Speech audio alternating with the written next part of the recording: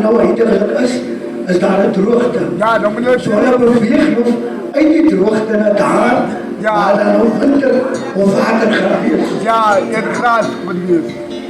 En dan kom hulle by hierdie rivier, Net dan en dan kom beweeg hierdie wilde beeste by die honderde deur die rivier.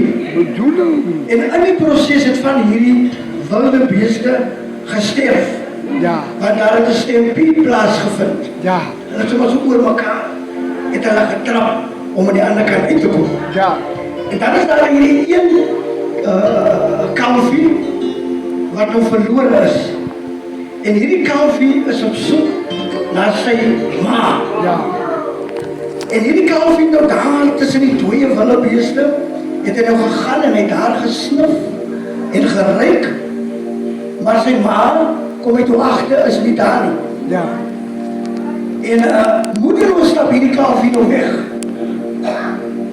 En toe hierdie kalfie nou so die bultjie uitbeweeg, daar na die boonste gedeelte daar waar die diere wei. Nee, en sy ma natuurlijk aan die ander kant. Ja. En sy ma nou vir hom gesoek. En toe hierdie kalfie nou die stilte uitbeweeg, kom sy ma natuurlijk die stilte af.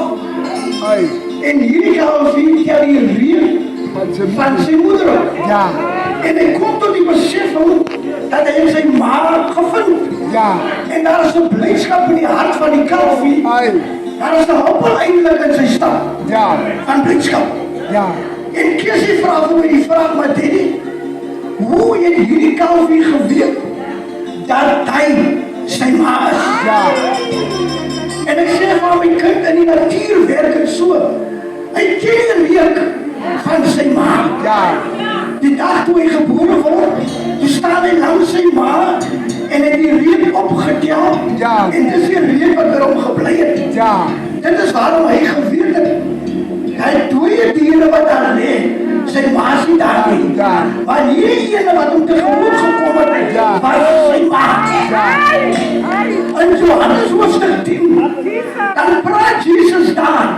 Hy sê ek is die goeie herder. ja, Hy sê, my skape Ja. ken my stem.